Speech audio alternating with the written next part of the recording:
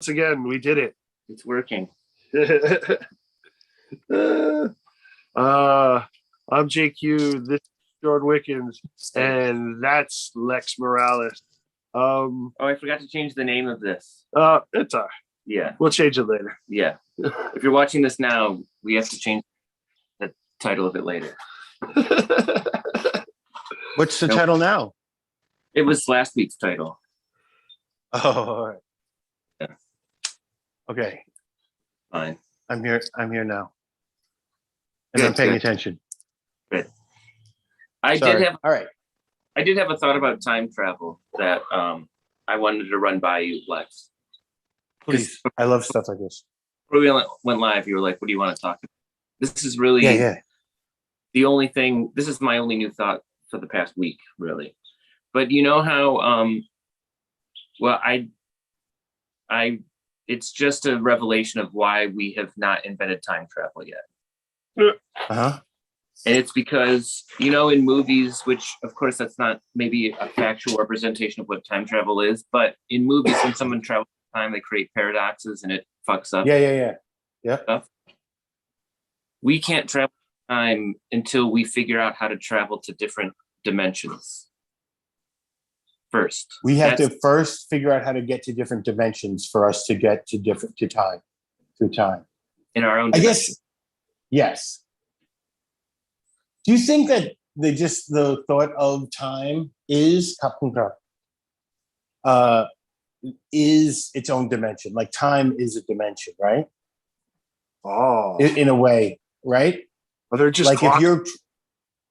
Well, no, I know what you're saying because it's like length and width and depth. Yeah, exactly.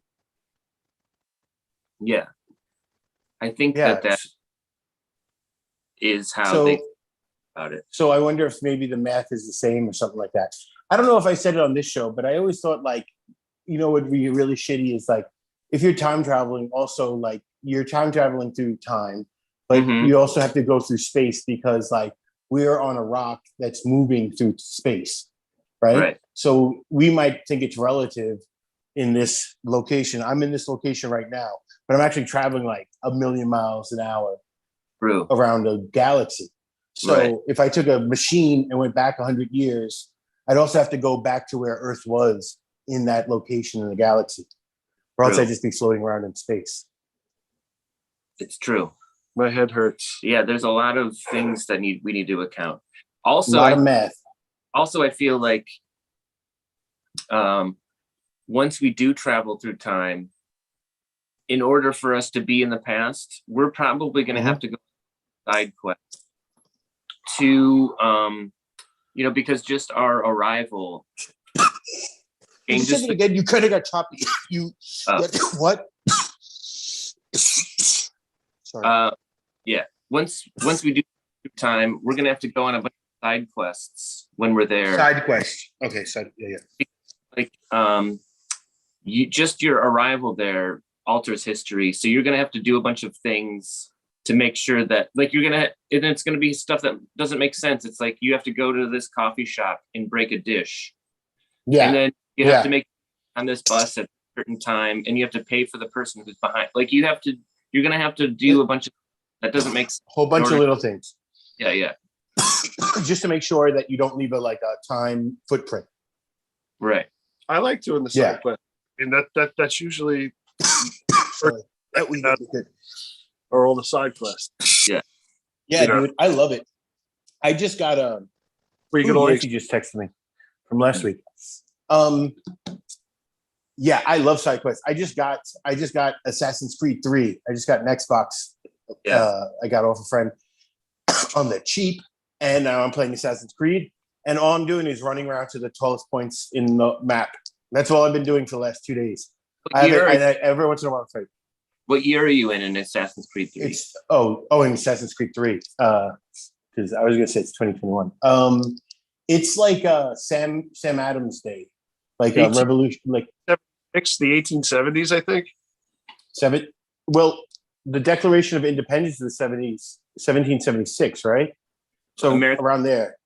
Yeah. Oh, okay. There you go. I'm sorry. Yeah. So it's around then. It's around like the Brits are still in control, but there's like rumors and murmurs of. I feel like I'm gonna have a real big part in the American Revolution. Oh wow! That is just not in the history books. I'm just looking forward to it. I'm a Native American, half Native American, half British asshole, and I'm apparently going to save the human race. I'm excited about it. I look forward to it. But right now, I'm just going to the tops of really high buildings and jumping off. What have some of the side quests been? Do you have to like find a lantern or something? Like Yep. There's a couple of little lantern trinkets, and there's feathers. I don't know why I'm collecting feathers here and there. And there's also Benjamin Franklin asked me to collect a whole bunch of notes from his encyclopedias.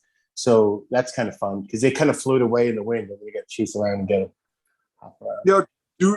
Half these side quests, you get really cool like stuff from like stuff to use. You know this game? Oh yeah, I played it and beat it already. It's good. Oh, rub it in. Yeah, let me know what you think of the end when you get to the end. I'm interested to see the end. You know what, Jay? Since you played this, and Shawn, I don't know, like I'm a fan when I play video games, right? When I'm like one of these like killing video games, which I'm not a huge fan of, but like I'm not a big like Call of Duty, blah, blah, blah, blah, shoot guns. I like sneaky. I like sniper movies where I get to creep around and hide from everybody. Mm-hmm. That's why I liked Assassin's Creed at first, because you're like all like incognito and sneaky. But now it's like it's not as sneaky. I think more people wanted the action, so it's not as sneaky. But it feels a lot like Red Dead Redemption. But I kind of want to be sneaky. I want to run around all sneaky. You can be sneaky. It gets that way. You're gonna learn. Okay, good. All right. And that's my favorite thing. Wouldn't you? I guess that's a voyeuristic personality, but I don't know. I always love being like, if you could just sneaky on somebody, super fun, especially if you get surprised. You're going to be able to freeze a lot more and like run around in the trees. And you haven't learned I did that. Yeah. I didn't learn to use what? You're still pre-tree assassin. And you use like and like swing them up into trees. Mm-hmm. So, yeah, I just started practicing that. Yeah. When I kill a human, I use all the parts of the human. No, I'm very Native American like that. Yeah. That's the other thing. Like that. It's a huge hunt. You got to do the hunting missions, all the side quests for the hunting missions. Really cool. Looking forward to it. Cool. All right, Shawn, what were you gonna ask? I don't play a lot of video games, but I'm gonna start telling gamers that I've beaten every movie I've watched. Every movie you watch is beat. Yeah, that's good. I bet you'll get a lot of like, oh, I didn't know they made a video game for that, and then you'll be like, no, they didn't. No. But you know what? When we were kids, they made video games for everything. Like Point Break, I think they had like a video game for the movie Point Break. I believe it. They probably had like Beverly Hills Cop. It was like those Sega games. They just ripped them out. 18-bit. What's a weird game that I just? Oh, there's a Porky's Atari game. What? Yeah. Brilliant. For Atari. You know, that movie, I don't know if it holds, like, I don't know if I'd get it now, but I remember that came out when I was a kid and I couldn't watch it. It was like rated R. It was all risque and stuff.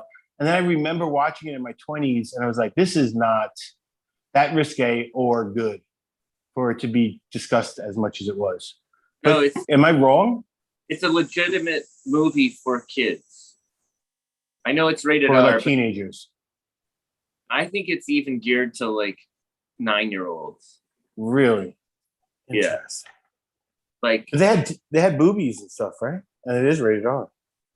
Yeah, but I mean, that's the society that we live in, where it's just sort of like boobies. Yeah. No, I mean, bad things are targeted to you when you're young. Yeah. Interesting. Huh. Yeah. That's true. I mean, I did start smoking right around the same time I started watching Porky's. Yeah. Yeah. And porn. Yeah. Like Joe was definitely marketed for targeting kids. They have there's a bit of a shortage for a little bit. There was shortage on eggs around me and cigarettes. And my eggs. Yeah. Eggs, bread, and cigarettes. Those are things that I'm sure there's other things missing, but those are the three things I was missing in my world. That was like low on at shopping markets and stuff. Anyway, my girlfriend, she bought cigarettes, and I tried one of her. She usually smokes menthol stuff, and it was like candy. I had a cigarette that was like bubblegum flavor.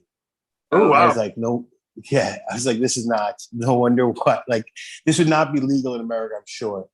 And this is probably why so many Asian kids smoke. It was delicious. Can I get a piece of that bubblegum cigarette? Mm-hmm. I did like those candy cigarettes when we were kids. You could have them, and I used to buy them all the time, and then you'd suck the sugar out, and then go. Yeah. If I could have that, I probably wouldn't smoke. They think that was a gateway drug, but that was preventing me from smoking. You gave me cool candy to smoke? I do that. Shawn? I just said, now look at us. Yeah. Sorry. I think there's me and Jay, when we were not doing the show, there's since he got the iPhone, which is beautiful, the pictures quality is awesome. But when we talk, there's something with the connection on the mic where if I'm still trailing even a little bit, there's a choppiness to the audio for me. I don't know if that goes for the audience, but for me it is. If you hear it on your end, the audience probably hears it too. Mm-hmm. All right. Yes. I'll just try to pause a little bit more after. Oh, hey, what's up? Did you dinner? I'm sorry. Dinner? I laughed. My girlfriend just got out of the shower, and I'm on my dresser. So she went to get her clothes from the dresser, like right here. You can't see it, but she was like right there and naked. I was like, oh, hey, sorry. It was distracting. I completely forgot what I said. Off-screen magic. Hi, Cal. The guy say hi. Hey. Okay, sorry. But yeah, we're in Buffalo. We haven't had breakfast yet. Maybe we'll have breakfast after the show. We've been a lot of cool. What do you think? Ramen last night. Tell me. Yeah, talk about it. It was curry flavored. It was you good. had curry flavored. I had the house special. Yeah. Sure. I bet like all the people you met. Sorry, yeah. It was a delay. Getting to it. Yeah. Okay. We did that. Yeah, it was cool. We went to Galaxy Glass, which is a really beautiful glass place up here. And they have a nice space out back, so that we might not be allowed to talk about. We don't know. Yeah, I don't know, but it's nice. Yeah. Well, they make glass there, right? Talk about making glass. Did you guys blowing glass and stuff like that? That's what they're doing. They're making glass pieces. I don't think they make glass there. They deal with a lot of local glass blowers. So okay, but that's cool. So they're selling. We already accidentally talked to go there, and you ask if there's anything ever happening in the backyard. They might tell you that there is. Yeah. Okay. Yeah. What's the coolest piece of glass you saw, and what's the most expensive, or like where you're like, whoa, intense? There was a $500 rig there, a dab rig that I think I seen, and I was like, whoa, and it looked cool. I mean, it looked like. But the weed we smoked there was better. Yeah. In the back. What do you think, Jay? Is there anything that you guys haven't smoked out of yet that you want to? Ooh.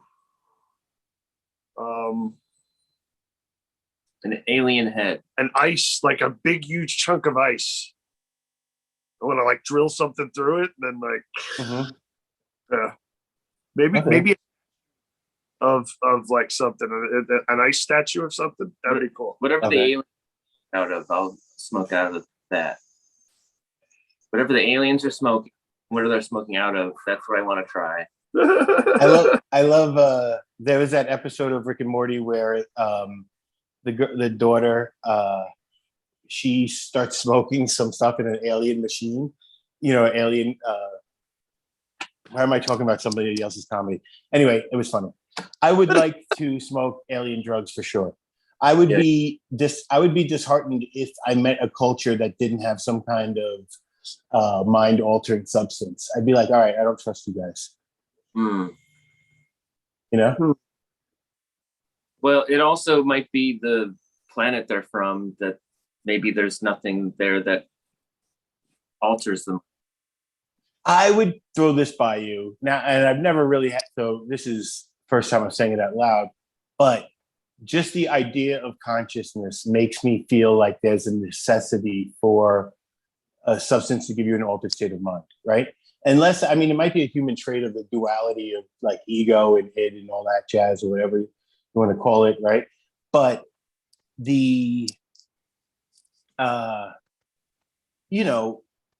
I don't know if it's not an escape from reality, right? Because I think that when we've taken these other drugs, like they're not changing reality.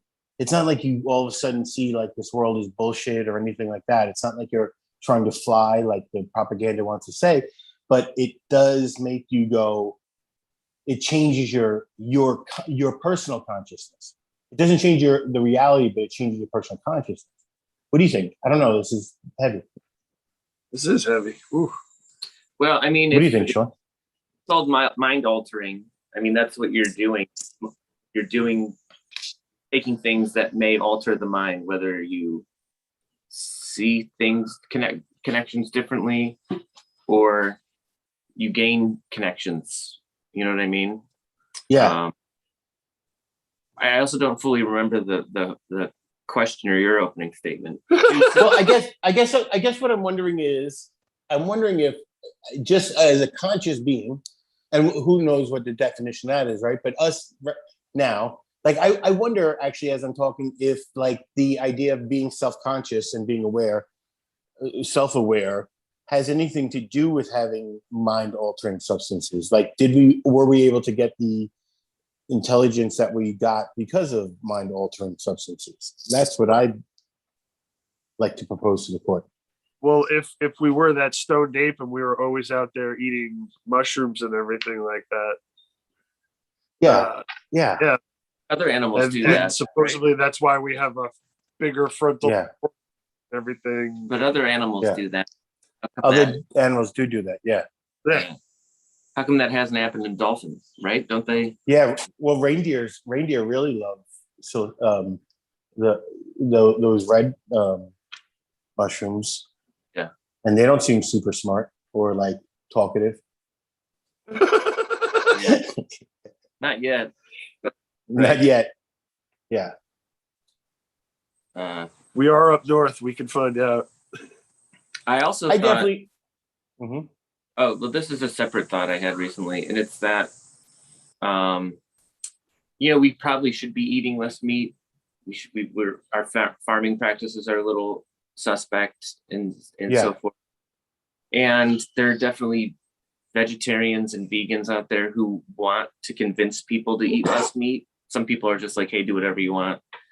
Anyway, I feel like the only reason, or the only way you'll be able to get large portion of the population to go vegetarian or vegan is if a species of another species of animal starts communicating.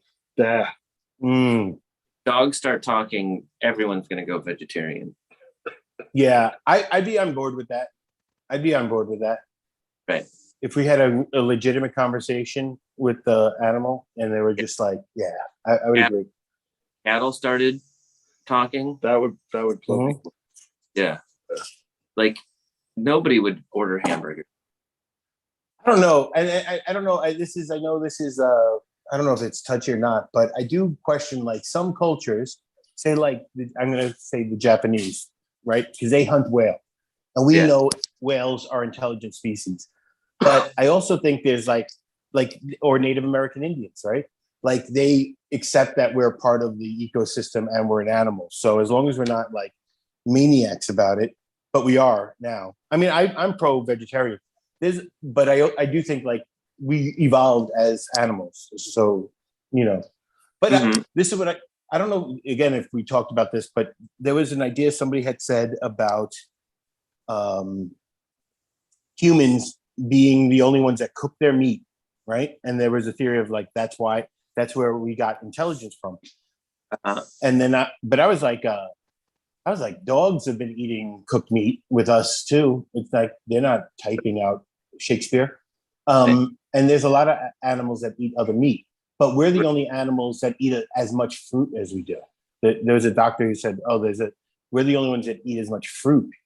Oh. And then I was thinking, like I think the Indian culture, even though like maybe politics and like that sort of, but the philosophy of life, how they look at life, I'm like, that's a pretty healthy way of looking at things. I mean, not the caste system, but the idea of like just valuing life on life, or the whole Buddhist idea, I think, right? And they're pretty vegetarian over there, and they got good food too, and they seem pretty enlightened, a lot of them. I don't know. But what is enlightenment anyway? That's just old school word of woke. Woke. Oh, That's the OG of wokeness, was enlightenment. Sound like a robot farting.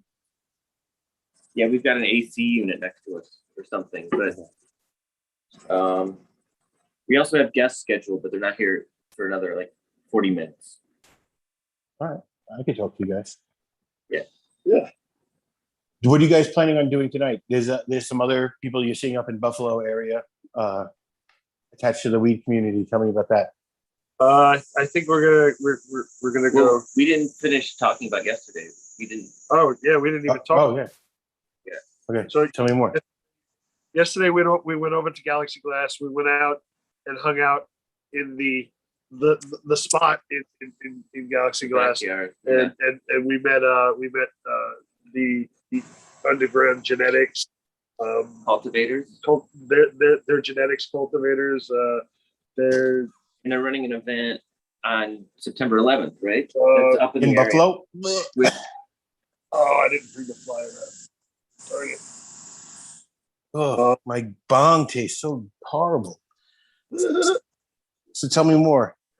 There's more info on the event. Yeah, if you go to Gravity Glass, there's Galaxy Glass. Galaxy Glass. Yeah, there's information about the September 11th event. It's like 50 vendors are going to be there. Yeah. Oh no shit, that's a lot. That's cool. It'll be really fun. Cool swag. I like that. I like the t-shirt. Yeah. Then we went and had some dinner. Actually, before we had dinner, we also met the Western New York Cannabis Club too, and that was nice weed from him too. He had some Miracle Grow that I just love to smell, and like I find myself buying weed now just so find myself buying weed just so I can like smell it and keep it. It so smells funny. Smell this, I don't think. You did last night, but we were really stoned last night. Oh yeah, it's good. I remember smelling it. So yeah, we did that. And then we went and got some ramen. Then we went to ramen. Yes. The ramen was excellent. They had their own beer. They did. They have a brewery in down in Buffalo, in the city. A Japanese. I'm going to fast forward a little bit and just share that we watched Alf at the end of the night. Does it hold up? It wasn't as bad as I thought it was going to be, to be honest. Yeah, I would think that you could.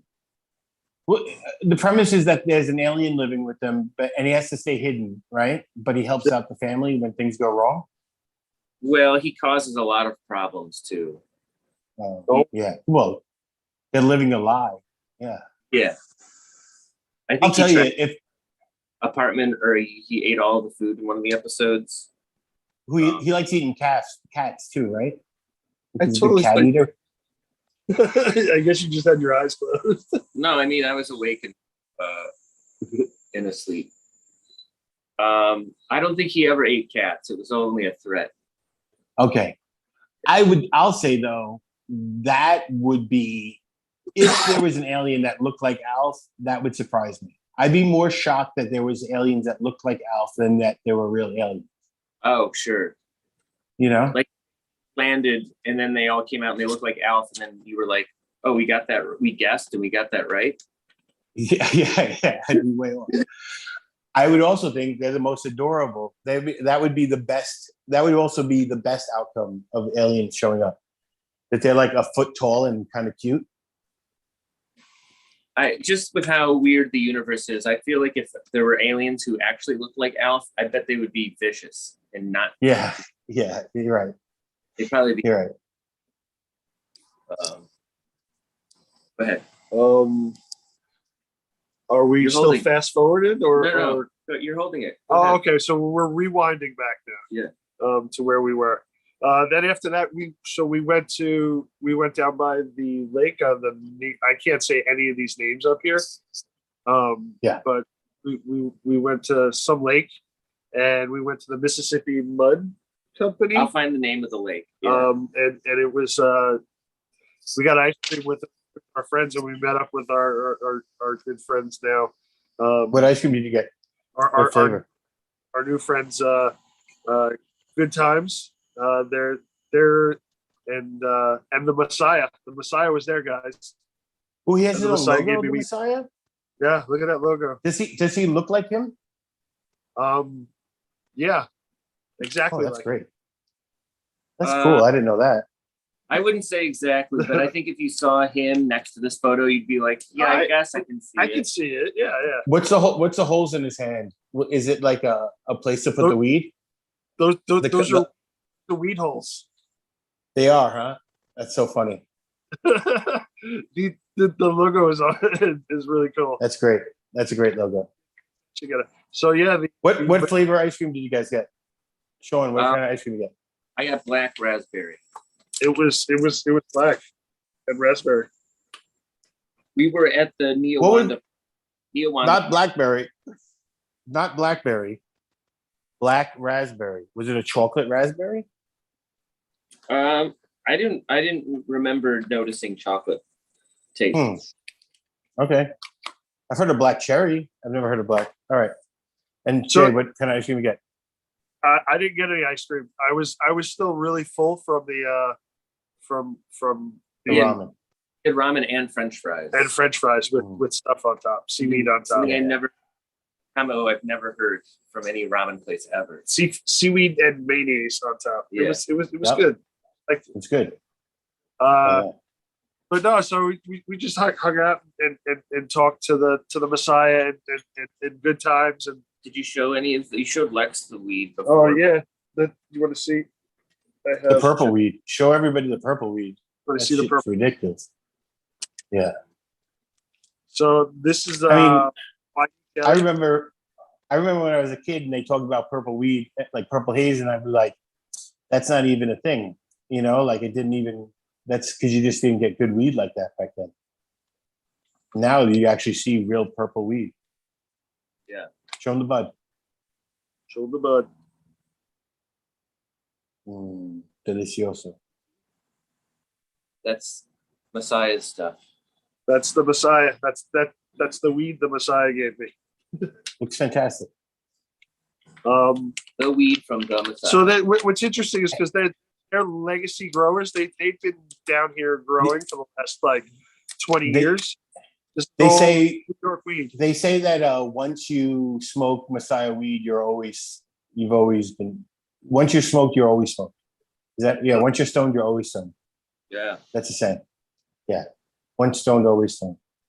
All right. Sorry, I had a dumb joke before you got too far away from it. So yeah, they got us really stoned. I mean, there were these huge joints going around that were like that thick, and they just kept going around and kept going around, and by the end of the night, like I had such like a fog in my head. We took a break from smoking to get ice cream, and then went and started smoking. Yeah, again. Yeah. It was great. They're really great guys. They offered to take me a ride out on the boat today. Oh if maybe we have time. Maybe we'll go on there. So That's cool. And she said we take the end of the falls. So. Oh, cool. That's cool. Yeah. And then we then we Can I came tell home. you? Oh, go ahead. Elf stories. Yeah. Niagara Falls to me, I'll tell you, when I was younger, the first time I saw Niagara Falls, I was like, I'm not that impressed. And that was because of all the cartoons and it's like somebody hyping up a movie.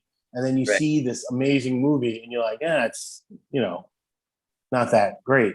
But then going back to it as an adult and now seeing other waterfall, and not seeing anything like that before, and just the amount of water that's spilling over that. When you get on that Canadian side and you're looking down and you could see the depth of the water going over and that power, I'm like, pretty impressive. Point in my life have I ever wanted to travel over that in a barrel. I know that happens. I know that people. I've been with you and experienced that. We that trip. What happened? We just going to look at the falls and everything. Oh yeah. Go to Canada for the first. I don't want to let what Shawn said go, because that's exactly. I mean, there's been multiple people, and to think all right, once one guy goes over with a barrel, then I could see it being a thing. But I can't see the first guy going over Niagara Falls in a barrel making it to the point where it's like, oh, that's a thing now.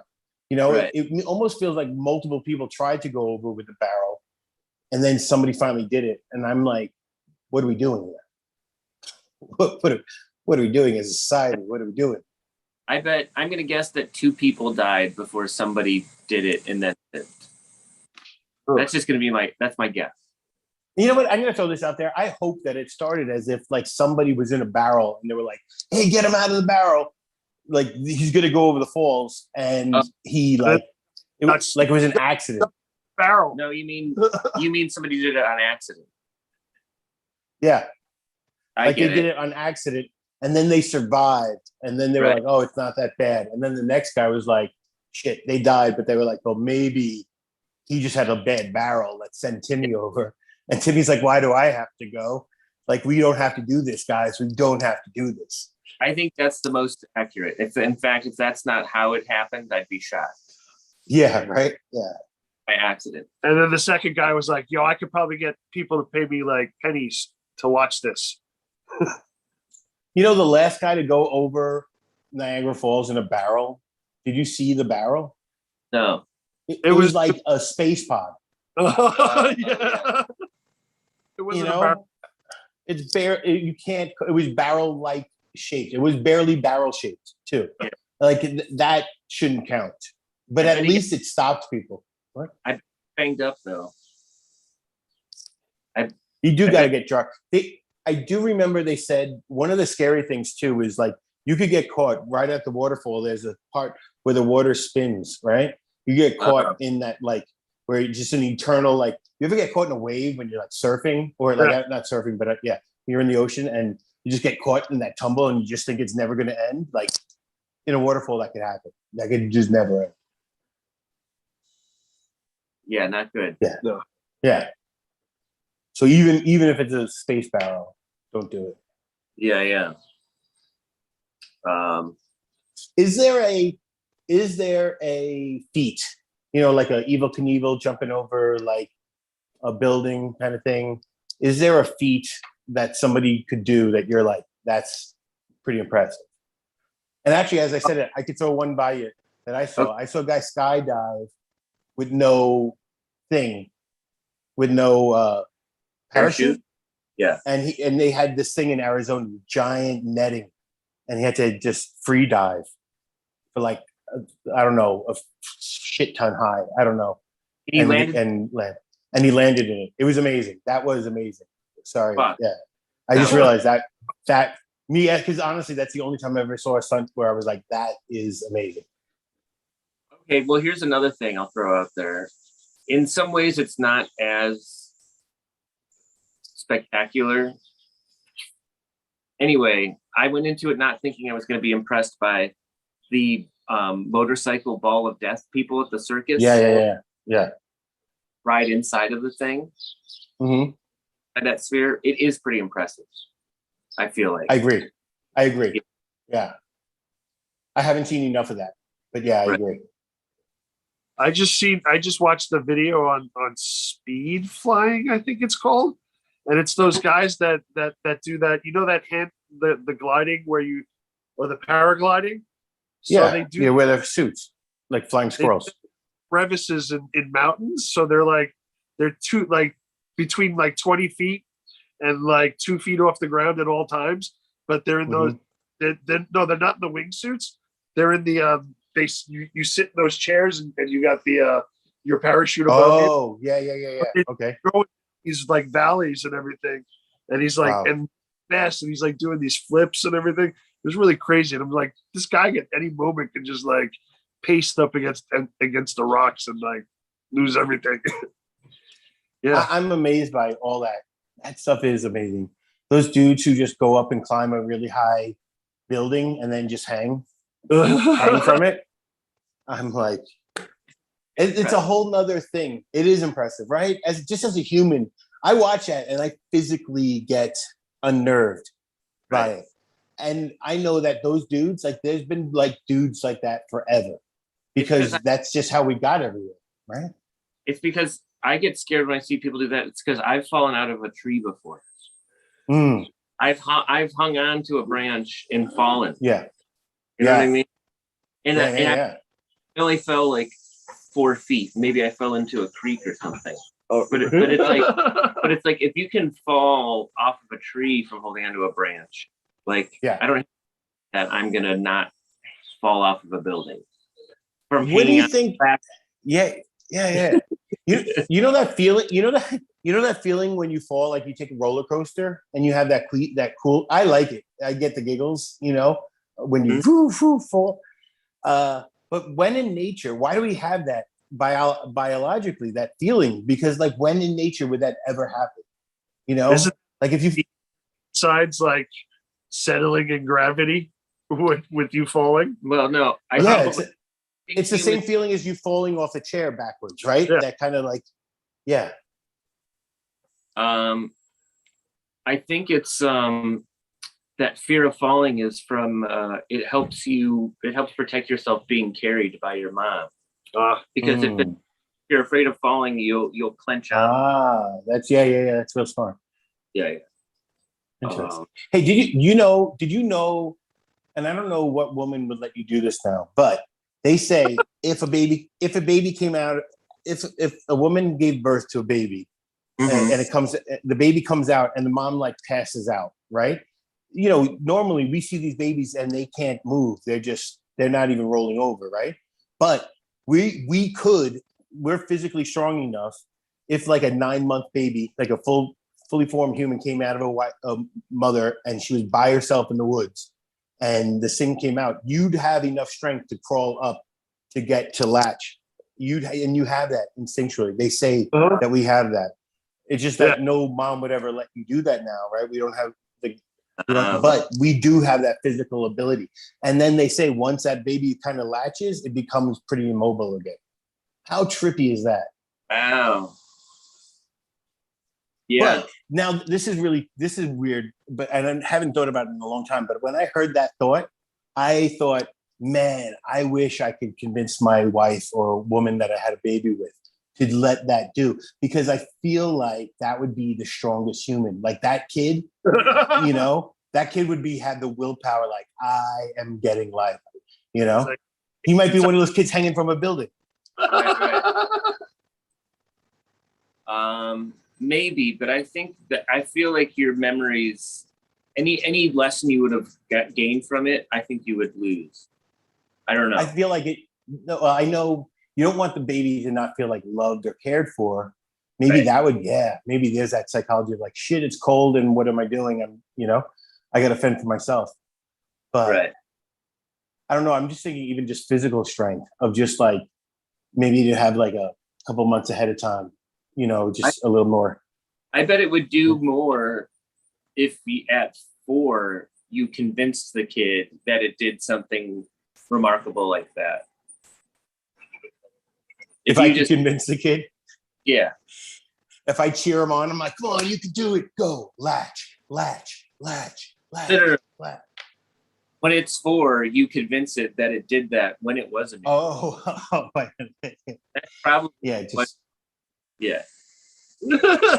But then when he's 20, then I gotta tell him like that. Listen, Santa Claus isn't real, and you never really did that. But everything you've accomplished since then has been all you. Yeah. Well, it won't matter because perhaps the kid already did other incredible things, and so it doesn't need. That's what I'm thinking. Yeah. It would be like when he's riding a bike and you're just all of a sudden, you've been doing it by yourself this whole block. Yeah. It's like, whoa. Yeah. Oh my God. That's it. Another thing that you could probably do to empower your kid is to the dad just pieces out and says, you were your own It's dad. True. It's true. You saying that, but that's exactly what Chris Ralphhausen, friend of the show, comedian here in Thailand, constantly says, like, the one consistent thing he sees, because he talks all the time about bloodline, and like he did his thing and found out that he has like 0.5% of Genghis Khan in him. He thinks it's amazing, and he talks about like conquering and this kind of thing. And we talked about kids and like that stuff, and he talks about how if you really want one of those like world dominant type guys, like these huge leaders of men, you should leave that kid as quick as possible. Like that's the one consistent thing, is they didn't have dads, they just didn't have. So he's like, I'm going to find this is his idea to find like a physical specimen of a woman, and then have a kid, and then just leave him and be like, I'll come peace out for like 7 years. He says like 7 to 10 years. And then he'll come back and have that conversation. Like, do you think I wanted this, Dad? Don't call me son. You were never there for me. Have you seen that Taika Waititi movie, Boy? No. Oh, it's so great. Yeah, it's fantastic. It's about a kid whose dad comes home from prison. The first time he meets his dad, and like how exciting it is that his dad is kind of a mess, but it's like, I don't know, it's a beautiful film. Well, who you preceded the title of the movie is called Boy. What did you say before that? Have I seen the Taika Waititi movie? Taika Waititi? Oh, Taika Waititi. I never said his name out loud. Yes. Yeah, I did. Or Ragnarok. Yeah. What we do in the show. Got it. Yep. He's brilliant. Oh yeah. He's brilliant. All right, cool. All right, that's good recommendation. I want to see it. Yeah. I'm lousy like that, where I just don't follow like directors. The only guy I ever really followed, and I am starting to watch Taikiki. How do you say his name? Taika Waititi. I think Waititi. Waititi. All right. Before that, at least for me, easier name to say, Wes Anderson. I really that was the only dude I really followed, because he made like, when I saw like out of all his movies, I like them all, but he's made like 2 out of 3 of my favorite movies. Yeah, but I haven't seen one in a long time. I don't know what the last one I thought I saw was like Hotel, whatever. Hotel Yoba. He did Isle of Dogs, which was okay. It was animated or stop motion movie. Okay, like the Fox. Like, okay, so he did another. Okay. Okay. The one coming out in a year, I think, or maybe a few months. About French journalists, and it has a cast of like 50 people. You know who else? You know who I also like director-wise, but I don't know what other movies he's done. I just used to like. It was the first time I ever even like music videos was. Michel Gondry? Yeah, Michel Gondry. God, I love him. He's great. But I haven't seen a movie since. I don't know what movie he's made since like Eternal Sunshine of the Spotless Mind. Yeah, I don't think that movie's so good. I feel like it's hard to top it. I don't know. Yeah, but the things that I like, the first movie I remember him doing was with like Mos Def and Jack Black. Be Kind, Rewind. Remember Be Kind, Rewind? How fun was that? And he made all those little like short movies. Like that was an adorable little film. And I know he had such a touch in that. Yeah. Oh, you never saw it? No. Ooh, that's my recommendation to you then. It's a fun, cute film. And one of the things they do is they'll recreate other movies like King Kong or I don't know, famous genre movies. But they would make their own version of it. I remember the trailer, yeah. Really, really low tech, really cool, really creative ways to make art. I should see it because I like that low budget crap. You do. That low budget crap. Yeah. I just saw a Pete Davidson stand up because it was like him talking about weed, like it was very funny jokes. I hadn't seen it where he's like, you ever been so high? He likes getting high and driving and then being in traffic because it makes traffic better. And then you ever make friends in traffic? I thought the premise was so funny. Like you pull up to a light and you just look at the other guy like, come on. And the other guy's like, I know, right? Time, very funny. And then he talked about, and that's it. Right after he talks about Jaws, watching Jaws and just how people would talk back then, it's a good bit. It's a good stoner bit too. Look into it, Pete Davidson. Didn't you just tell me Pete Davidson's going to be in a new movie? Oh, I guess he's playing Joey Ramone in a movie about the Ramones. Oh, interesting. Oh, that's pretty good casting. Yeah, I bet it'll be good. Yeah. I was disappointed not to see him more in, I just saw Suicide Squad 2, which was fantastic. Yeah. And he was in it. And I knew he was in it. But only and then he was out. Yeah. It was like this. And I was like, and he actually did a good acting job. Like, I don't know why I root for the guy, but I do. Right. Staten Island. Yeah, New Yorkers, I get it. I was thinking about that with New York. It's so funny. Like, I do have a pride coming from New York. But I was thinking, like, the last president of America came from New York. What a great representation of New York. I don't know. I find it funny people won't say I don't have that much of a New York accent. And I'm like, why do you want me to sound like, hey, how you doing? I'm real fucking smart right now. I sound really smart. You want me to talk like a real smart guy? Well, it's the reason that they're mad about that is because you not having a New York accent challenges their preconception of the world, and people don't like being wrong. That's true. That's why. But like I had this. Somebody was telling me the last person to say that to me was British or English, and I still don't know the difference between British and English. And then, I was like, it's not fair that I don't know. I know that it's a British accent, but I don't know what's attached to it.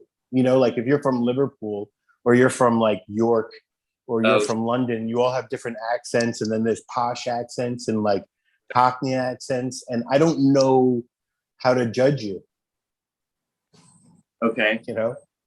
But I do like Australia accents because you could either talk more Australian or less Australian. Those are the two accents from Australia. And that's the thing I've learned.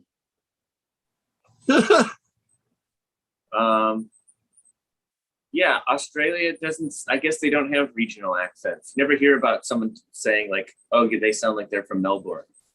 Yeah. But English. Yeah, you never hear that. English, like, oh, yeah. Out on my Long Island accent. I do have a Long Island accent. So I guess I do too. I would think I do too. I don't know though. What's a Long Island, or what's a word that you say that people are like, oh, where are you from? Long Island. The biggest thing is Long Island. We emphasize the G for some reason, so we say Long Island. Right. Long Island. Yeah, that's the one telltale sign I think to get a Long Islander. But there's no other words that you say that everyone is like, why do you say it that No. way? Roof? I would. Water. Water? Water. How do people? Yeah, but that's in New York. Water. Yeah. Coffee.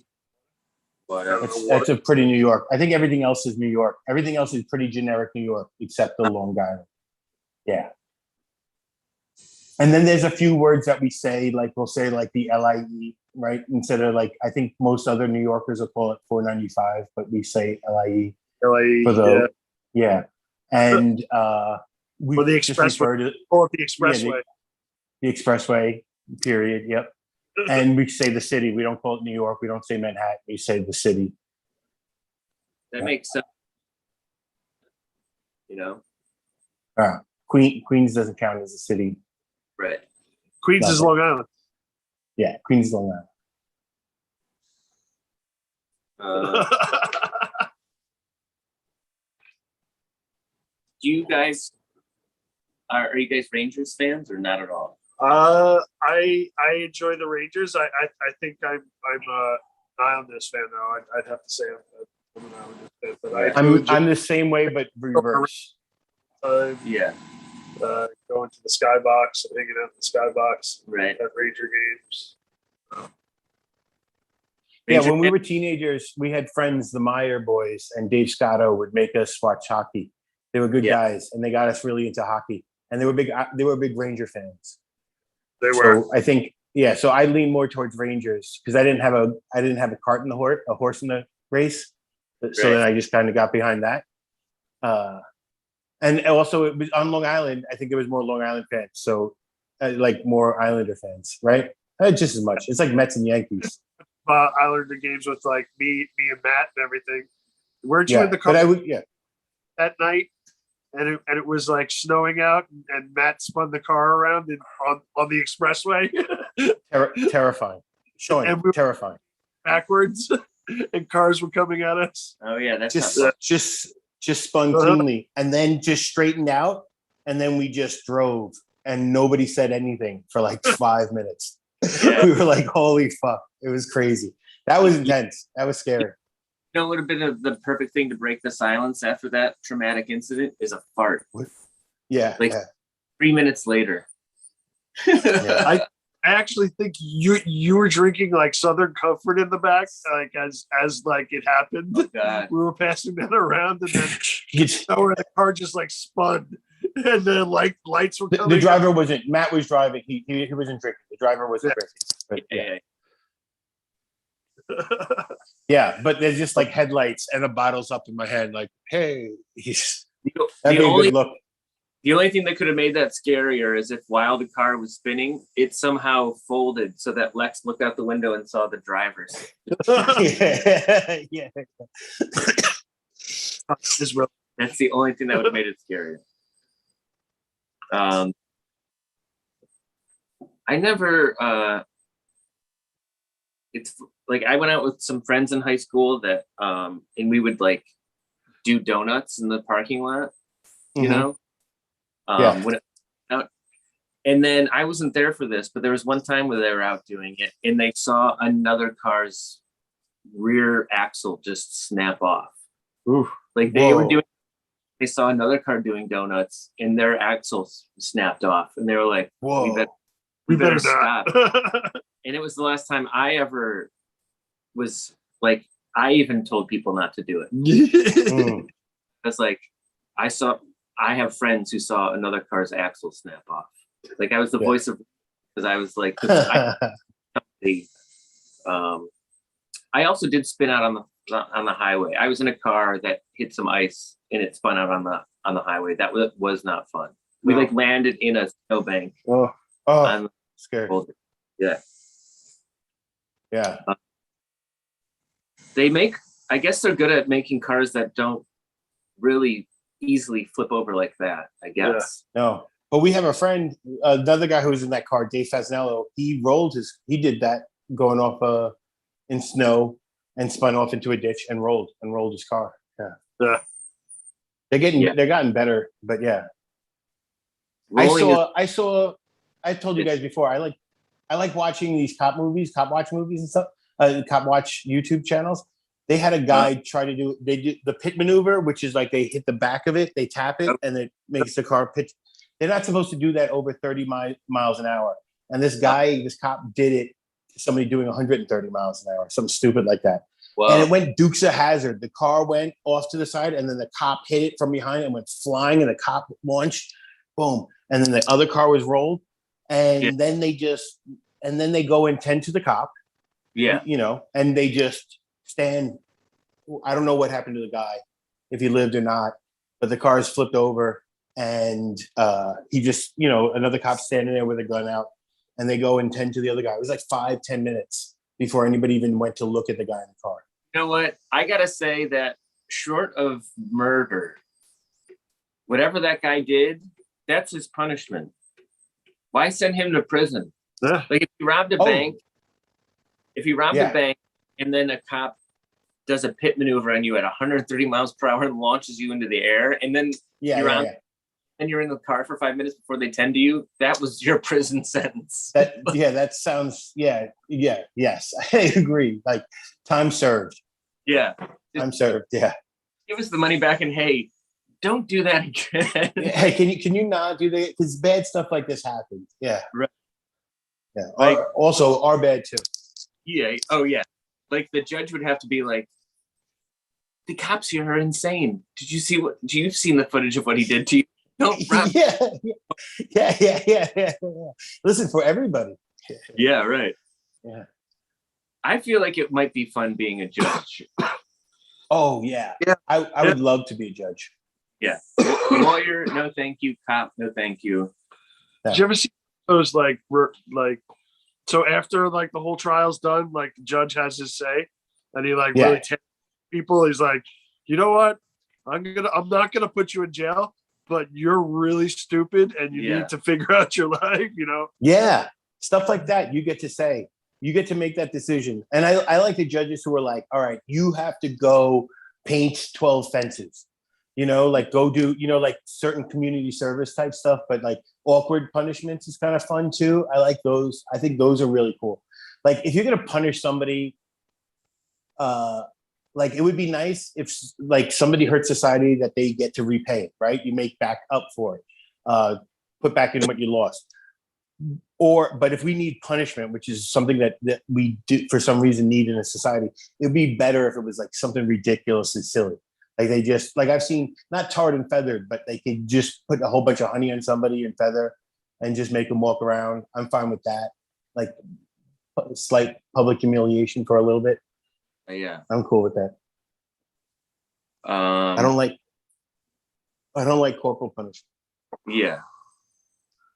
You have to go out and tell 15 people at a bar that you got arrested for being rowdy at a bar and taking a swing at a bouncer or something like that. Yeah. Go tell your tale about why they should slow down. Yeah. Hey, this is just coming. Yeah. That's not bad. Yeah. There's a show on Amazon Prime called man, it's called Gary Busey Pet Judge. What? And they put him in judge robes, you know, crazy Gary Busey, and he provides over cases that are like, oh, you both owned a cat and you were roommates, and then so this person moved out and they took the cat, but it really belonged. That kind of stuff. Yeah. Okay, cool. I like that. That's a good job. Interesting. No, but it's all fake. Oh. So they hired actors to improvise the cases. That's all fake. And that's disappointing. That's weird. They blew a $1 billion idea, I feel like. Because I feel like from Gary Busey's performance, it feels like he doesn't realize that he's dealing with actors. He's just being... Maybe that would be great for him that they didn't know.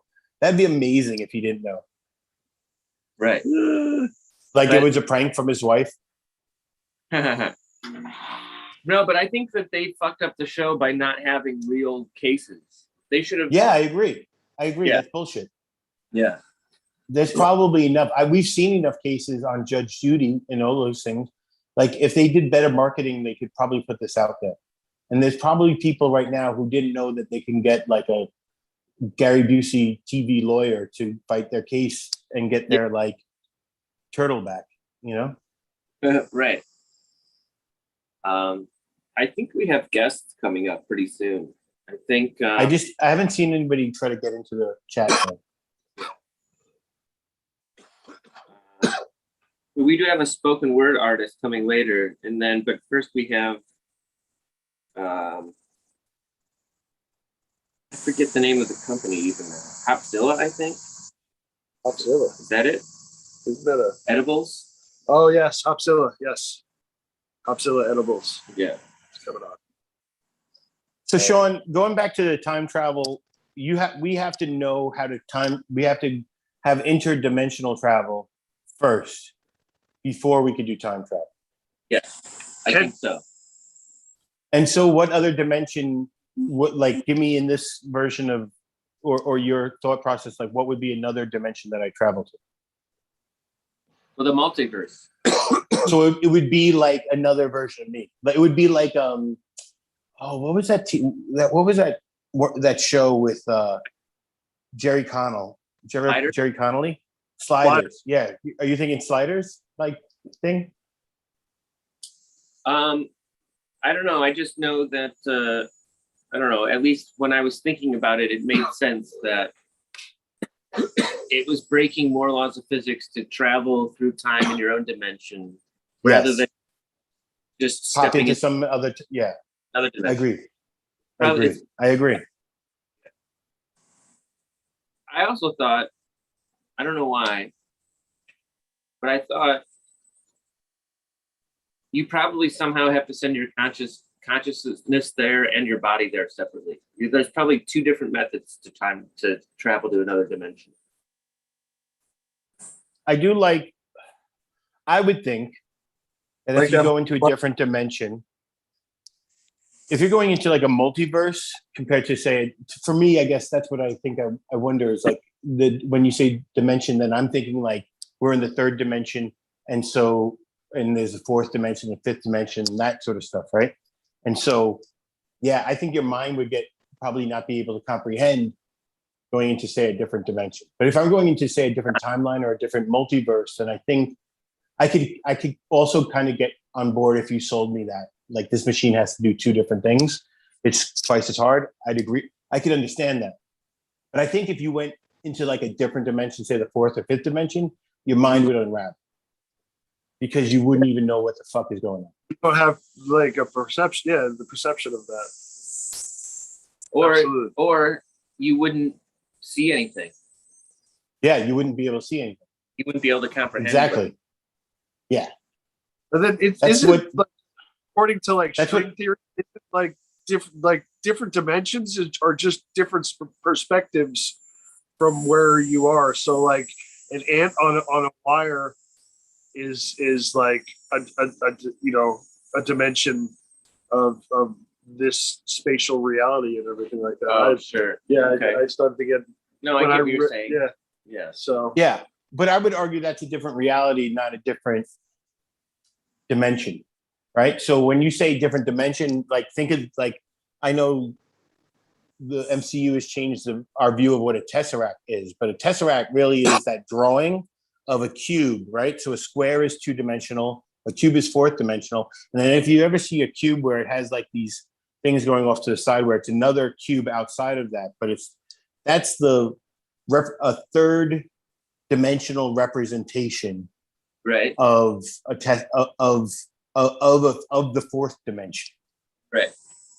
You know, but in saying that doesn't even really make sense as to what it is, because it would be like us living in two dimension and seeing this drawing of a cube, but then just having no real basis of reality to say what that actually transfers into. Does that make sense?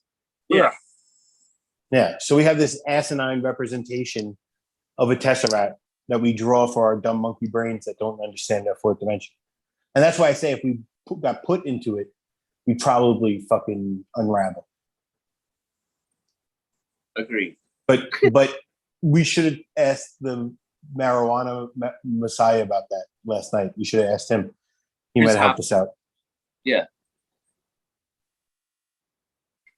Or one of our guests are here. Yeah. Oh, cool. You let him in? Yep.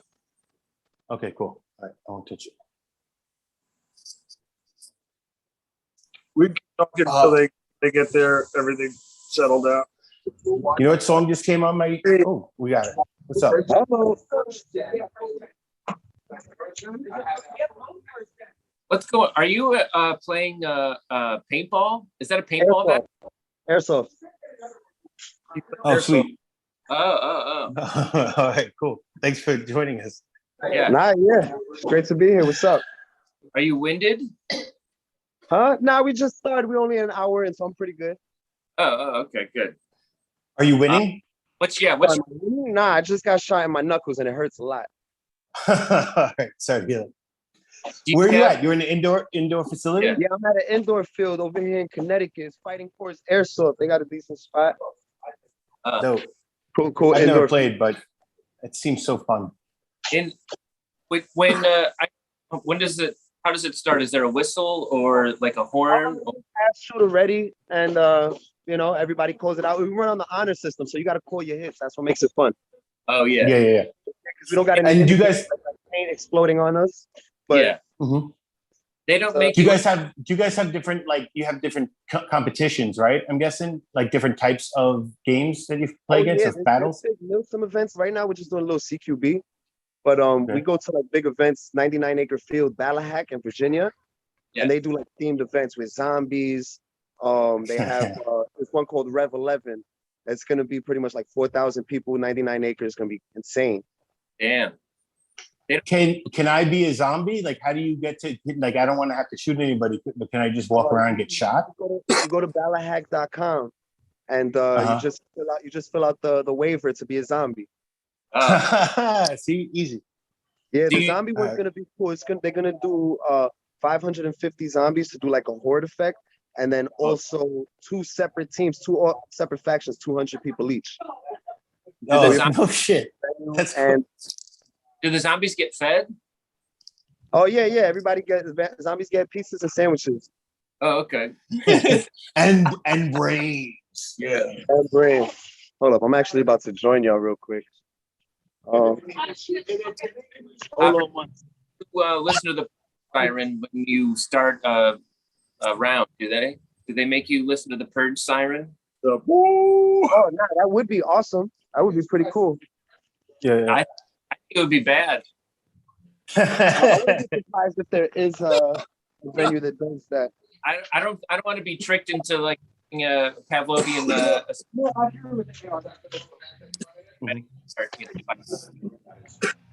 Anyway, let me just getting my vest off real quick. Yeah. I think he looks so good. I think we should all get vests. I mean, it's a dope look. Yeah, we want vests. It's fun if y'all want to see the hardware we're working with. We got big guns. Yeah. Oh no shit. Yeah. How much kick does that have? Does it have an alarming amount of kick? No, not so much. We do buy guns that come with like electric recoil or gas recoil. Wow. Those big ones, the motor is so strong that it has a little vibration. Damn. Well, Where's the worst place you ever got shot? Yeah. Worst, I bought a cup now because I got shot in my nuts at the last event that I was at. And it happens more than people like to admit. Yeah. But yeah. That means, by your own statement, you've gotten shot in the nuts more than once.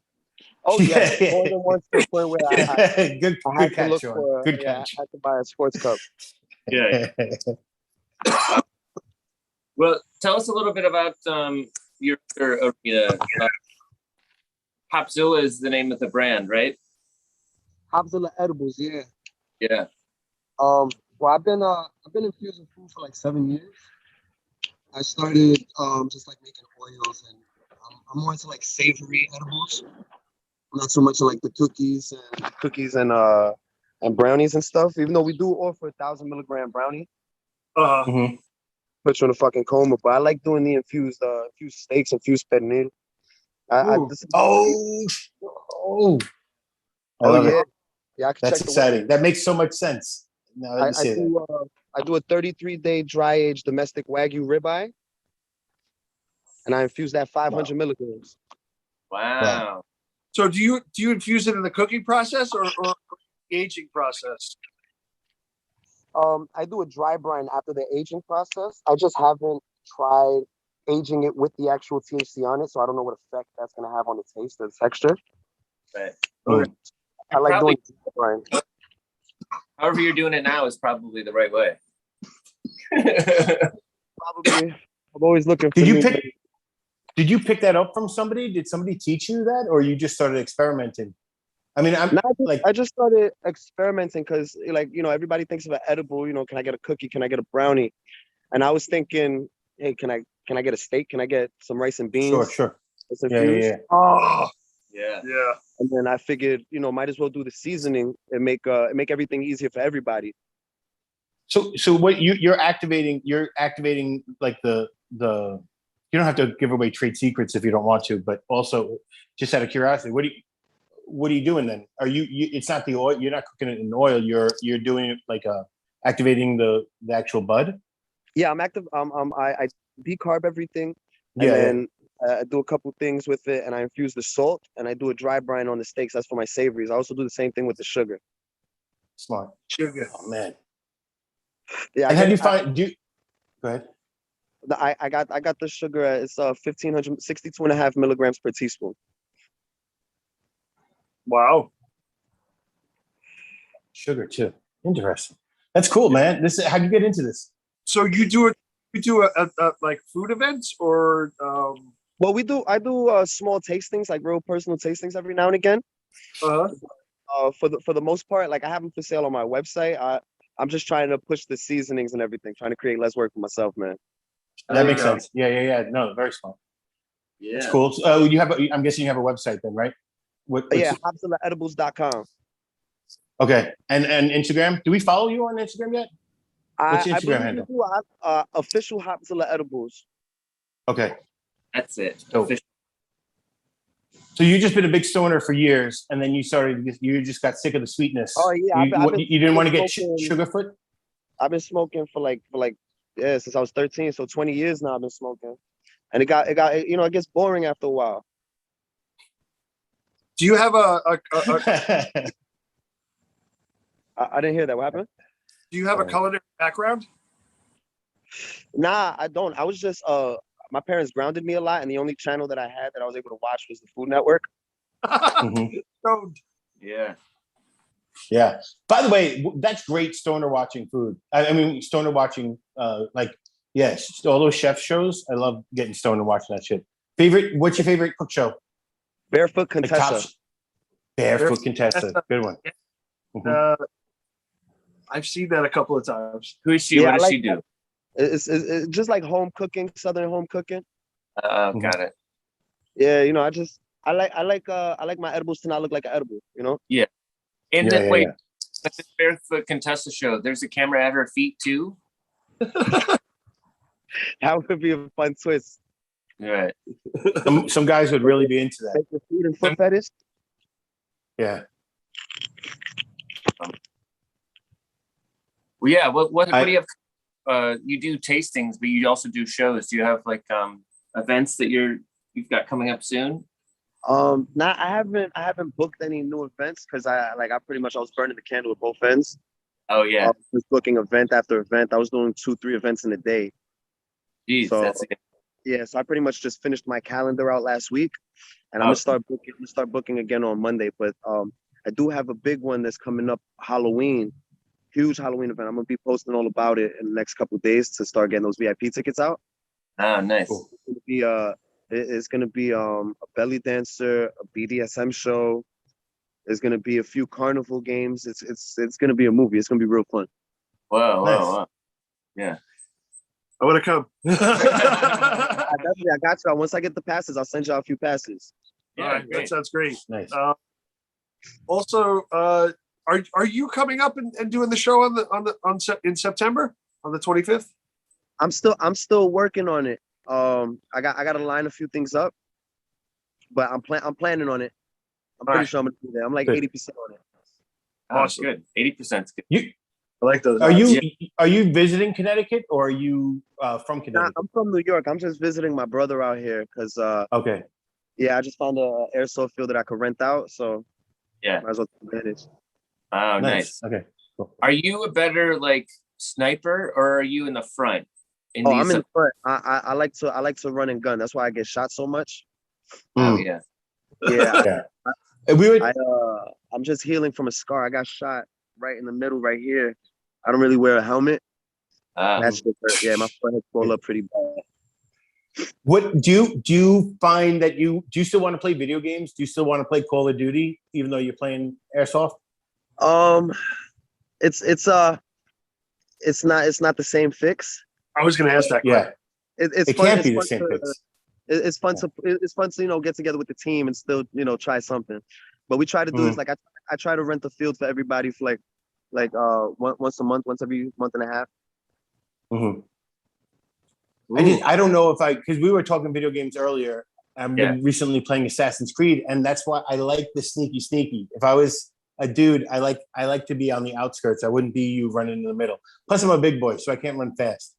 Oh, you'd be surprised. The biggest guy on our team is the most agile. He's the best guy on our team. All right. He gets the most kills. He's the one that does the silent kills. He's the one that does the sneaky shit. See, that's it. I'd be like, pop. Yeah, yo, if you ever want love to play, let me know, man. I'll get a field going. I got plenty of guns.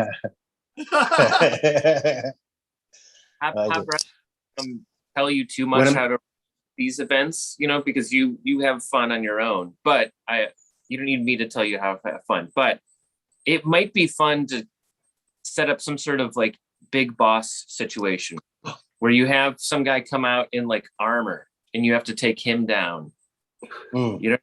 8 foot tall. I've seen people try to do that with if you get a minigun, but that would be sick. How about this? Make like climb up with balloons. You got to take them out a few shots. Yeah. How about you get the guy could be an Iron Man type guy, and instead of flame shooting out of his arms, it'd be just paint. You just have like you can shoot. Everybody. Yeah. That's good. Yeah. Thanks. Yeah. That would be definitely got to try that one out. I got. Give me something that you cooked that failed. Give me something that you were like, oh, I'm excited about this. You couldn't pull out. I tried to do a meatball sub one time, and it was infused. I thought it was 200 milligrams. It turned out it was 1,400 milligrams. Oops. That was a big one. Yeah. And the meatballs fell apart, but it still tasted good. When did you find out that your math was off? Like, did you about 20 minutes after when I felt something different? Oh yeah. What did I do? Right. Yeah, and then real quick while I was still awake, I did the math on what I did real quick, and I was way off. Wow. Well, one time I sent out a batch of brownies. Somebody ordered 10 milligrams, and I completely forgot, and I just made a regular 1,000 milligram batch. They weren't happy about that at all. No. Everybody. There's a famous drug saying is the worst thing you do when you take drugs is not enough of them. So I never. It's the worst when you just is it working yet? Do you feel anything? No, I'd rather be like milligram brownie. There's a lot of people they like to they're like it's not really 1,000 milligrams. How you know it's not really 1,000 milligrams? Mm-hmm. Yeah, so I always encourage those people to eat the whole thing. Yeah. Good luck. Yeah, exactly. Yeah, good luck. Yeah, good luck. If you eat the whole thing, it kick in about 15 minutes. Yeah, I've had 1/10 of that 1,000 milligram brownie, and it works. Yeah, I've had 1/10 of it. Yeah, so it's a real 1,000 in there. Yeah. No, I believe it. What's your most popular item too? What's something that when we get in front of you that we got to try, or somebody that you're like something that you're super proud of? Well, the most popular, the most selling item, I have the can of sugar, the packets and the jars. Ooh. But the biggest wow factor that everybody walks to the table or that they see on my website and they always bring people back to look at is the THC infused sazon. Mm. The all-purpose seasoning. Yeah, man. It's Yeah. it's different. You know, it really sets us apart from anything that anybody else like. There's other people that could say, "Oh, we're doing honey, we're doing oils, we're doing sugar." Nobody's doing THC infused sazon. Yeah. And every meal could have a little sazon. That's how I grew up. Yeah, you can just rip a packet, 20 milligrams in there real quick. You're good to go. It's very smart. Yeah, Dude, that's a real smart idea, man. I hope dude, I want to get you in front of everybody. That's genius. Yeah. Beautiful. I appreciate that. Yeah, I definitely got y'all with a care package. DM me your address where I can send it. I'll send y'all something nice. All right, I definitely will. Very nice. Yeah. Thank you. Yeah. And when I'm back in the States, I'll shoot some paintball. I always wanted to, so I'll take you up on that when I'm back there. Oh, yo, anytime you want, let me know. We're always looking for more people. I got plenty of cool guns, plenty of cool gear. I got AKs. I got, guns that go in. You're so happy about Well, the we gun. want to be. I love it. It's my thing. I love airsoft. It's the only way you get to shoot your friends, Want to be the big boss. I got the PKP. I got one that holds 5,000 rounds. There you go. Shit, that's up. Yeah. Just let me borrow your cup, and then we're all set. Fine. Yeah. Oh man. Well, Shawn, what's the coolest thing you ever shot? What's the coolest thing you ever shot? You ever shoot a gun, Shawn? I've shot rifles. Yeah, I've done like Boy Scout stuff. Like a 22? Probably. Yeah, like shooting range. Yeah. Okay. Never pointed a gun at a bird. You know what I mean? Yeah, I don't know. I did. I did. It was the worst. I came outside, my little brother and my cousin hanging out in the backyard, and they're shooting at squirrels. And I'm like, you guys are assholes. You shouldn't be shooting animals. Just come inside. We'll set up some cans and stuff like that. And I took the rifle from them, and then it's like instinctual. I just see a bird on a wire, like on a telephone line. And I just took a shot at it, and I hit it, one shot. And my brother, and they just flipped out. They're like, hypocrite. And it was so hypocritical. There's no reason for me to do it. But it was just that I'm still like, I was 16 at the time, and I'm like a little monkey. And it was just instinct, like, boom. Amazing. And amazing that I shot it too, that I actually hit it. It was just like, come on. Probably thought you would hit it. You probably thought you were doing Yeah, of course. But that's the beauty and timing of being a hypocrite. Have you ever gone hunting? Would you ever be able to go hunting? I want to too. Yeah. In fact, if I would do that, if I couldn't hunt, I wouldn't eat meat again. What? That's how I feel. If you can't hunt. I'd like to try it. I don't know how I'd feel about it. I'm like, when it comes to actually thinking about pointing a gun about something, I turn into a little bit of a bitch about it. Mm-hmm. But yeah, I know. I don't want to kill anything, but if I was eating it, that's it. Yeah, exactly. Like, I'm going to eat it. I want to butcher it, but I still don't know how I feel about shooting. Yeah. I have a Canadian friend, a comic up in Canada, who is telling me I got to go there. He's going to take me moose hunting, and but he said it's cool. Like, that's his family's done it for his whole life. They'll go out moose hunting, and he said they're like dicks because after they get shot, then they'll go find the worst place to die. Like, because they're such big animals too, it's hard to take them down with one shot. So then they'll just crawl to like a really hard place, because you got to go then. And you got to gut it. And you, like, when you hunt, it's not just the one shooting. Then you also got to skin it, gut it, and then drag it all the way back to your truck, Yeah. Sounds like it sucks. That's I don't think intense. I want to go hunting anymore. No, I know. That's, Bar's worth of meat to a moose. Oh, yeah. It's a shit ton. A Volkswagen car. I just remember going to, like, when I was a kid, though, seeing, like, in Puerto Rico, I went to Puerto Rico, and that was the first time I saw, like, chicken. Like, my grandmother's just, like, ripping the bird apart. I grew up with that. So I didn't grow up, like, I mean, I was 5 or 6 when I saw it happen, but I wasn't, like, I grew up in New York. But when visiting down there, and I'm like, oh, shit, this is, like, oh, yeah, that makes sense. But you don't put 2 and 2 together, when you're a kid. I don't know. To me, killing a chicken ain't the same as killing an animal. Yeah. Or- Good job. Yeah, killing a chicken ain't no animal. Well, Hopper, be careful out there today. Hopper, what's Yeah. I got one more question. What's Yeah. the strangest thing you've ever like infused with THC? Oh, so this one time I made infused lubricant, and it Okay. works. It works. Oh, Yeah. Like because it rushes blood. So like when we smoke, our eyes it's rushing blood to the area. You can use it as a topical as well, the coconut oil. Yeah. So when you put it Yeah. down, it makes everything more sensitive. did it give you a head high or a body high? I had this one chick that like really tweaked out one time. So then I was just like, I don't know if I want to do this anymore. Yeah. All right. Well, I'm definitely put that in the care package too. I want some. I want some infused lubricant. Yeah, that's the one time I've ever called dibs on something from there. All right, guys. All right, cool. Thanks, man. Thanks for joining us. We really appreciate it. Yeah. How we- Plug some more shit. Yeah. Oh, yeah. So check me out at hopzillaedibles.com.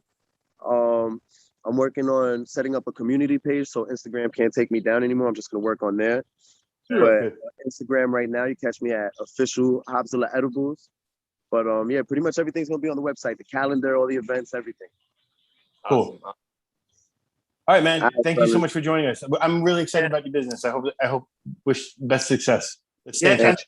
I really appreciate that. Thanks for letting me on here. And, Yeah. and Big Boss is right here at the next event. Gotcha. Definitely. I'm gonna put y'all up to that because I got the perfect one. I got the perfect rifles for y'all. All right, good. All right. All right, cool. Awesome. I want this whole thing. All right, fellas. Yo, have a great day, man. Yeah. Thanks, man. You too. Have fun. All right, man. Once again, surrounding ourselves with good people. He seems like a good dude too. I've always wanted to play airsoft, and I always like got a hold of my nephew's things, like guns. But never shot them. Like I was, or like I never wanted to take them. When the kid didn't. I'd want if I played airsoft guns, I'd want it to be like I could do it with you guys. I think like if there was a bunch of guys who would like not take it too seriously, like I don't want it to be too intense. I don't want it to be like running around like, oh my God. I want it just like a little bit, but also be like, I'm also 40 and I'm a little winded, like this is it's a lot for me right now. Oh yeah. Like if it was more casual shooting, like we just kind of like, just a little ducking, a little. We got to sit somewhere until everybody gets to us. So then, yeah. Like I'd be a guard.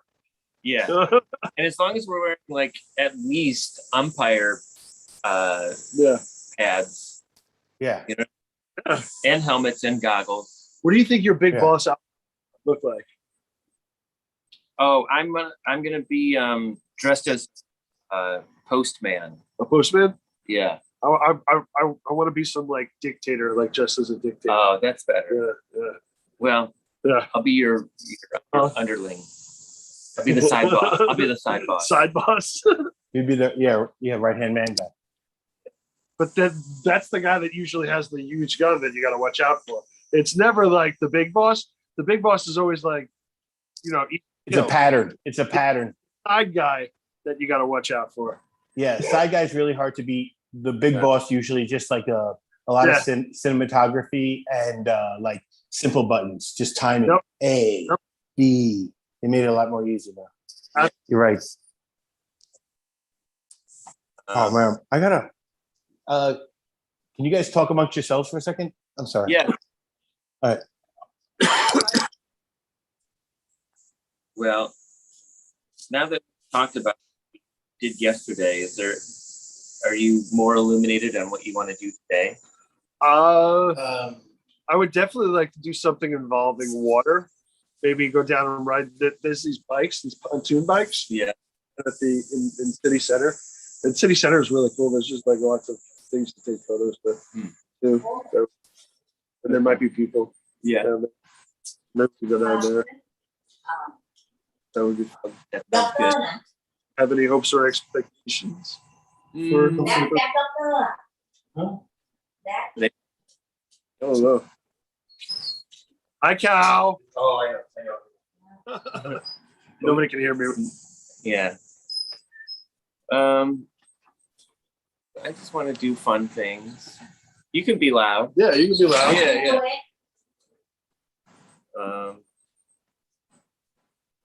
Yeah. I'm an Adventure. Surprised. We had adventure yesterday. That was adventure. That was meeting adventure for me. That was fun. Yeah. Meeting people. Yeah. And also staying with our good friends who were finally up. Oh no, it's cool. Oh, you can hang out. Yeah. Yeah. Our friends I'm from Yeah. You're back. Good. I've never done paintball. I mean, it does sound fun, but in some ways I would rather do a thing where it's like a 3-day thing where it involves like, oh, you're out to dinner with your friends, but it's also, oh, you have to receive, hey, there's somebody here that is dropping a package off to you. Like an immersive thing that takes like days. Yeah. Not like the whole day. Like you can go do your other errands and stuff, but it's like, oh, you're at the grocery store being followed, so just leave the grocery store. You know what I mean? Yeah. Hey, there was that movie with like Kirk Douglas or Michael Douglas, and it was called the Game. Yeah. Right? Was it called The Game? Yeah. I turned it off. I don't know. I found it boring. You got kid down. Yeah. I like the concept. I like the concept of it. Yeah. Like That's a really immersive. Right. Right? Yeah. And have it all airsoft. I don't need to be. How about an escape room? You do an escape room, but when you escape, then they hand you airsoft, and you're right inside a battle, right there. Oh, geez. So you sneaky out of a house. You break out of a house, and then you all of a sudden it's like instantly now you got to fight. And then the last thing you see is Shawn as the big boss. And then you see the big boss. There you go. You see Shawn come out in his mailman outfit, and then me with my dictator's outfit. Man, you guys are really killing life right now. You guys aren't passing blunts. You just both have your own blunts. You guys are both just. We could still pass them around. Yeah, good. All right, that's good. Share it. I like that. This is good. What is this? Yeah, I think I like this one better. It's the house blend. It's the house blend. Nice. All of them.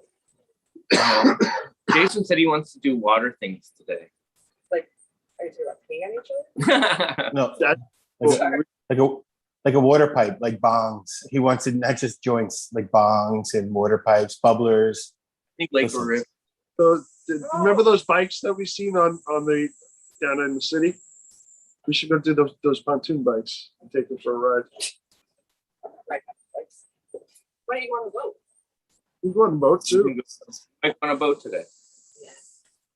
Oh man, I saw an African guy on TikTok get on a paddle bicycle, and he was amazed. He was amazing. The joy of him paddling on a pontoon bike was adorable. It was great. It almost made TikTok worth it.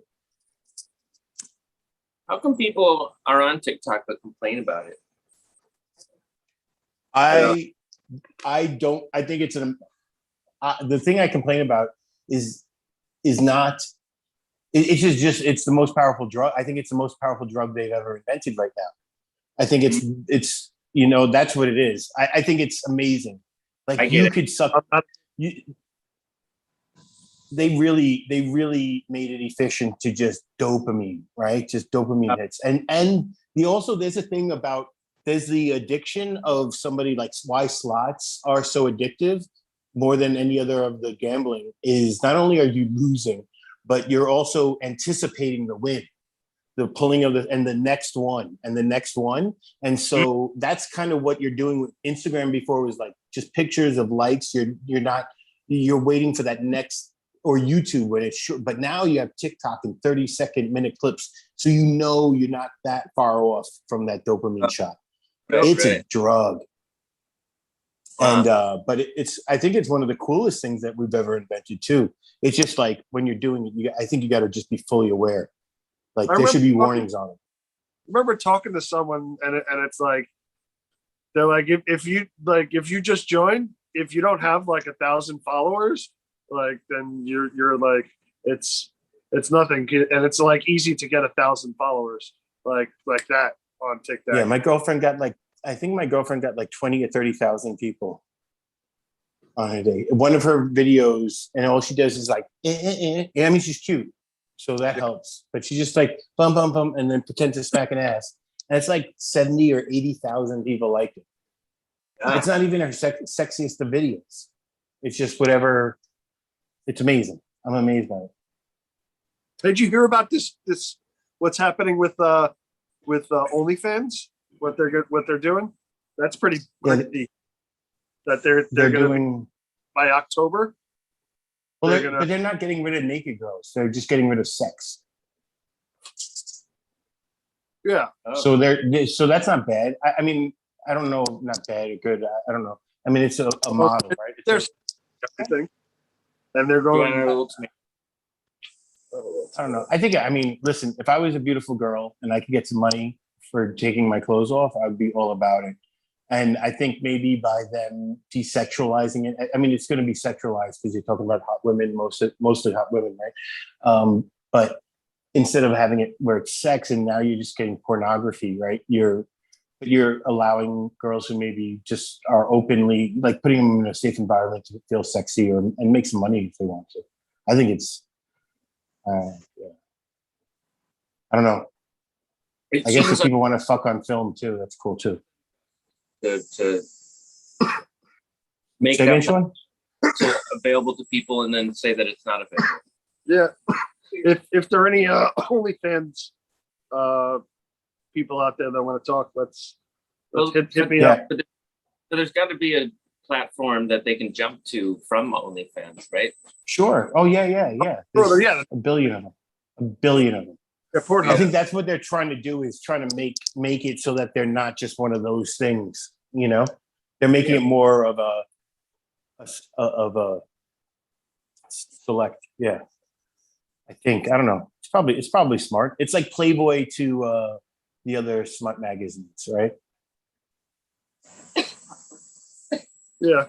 More gratuitous stuff.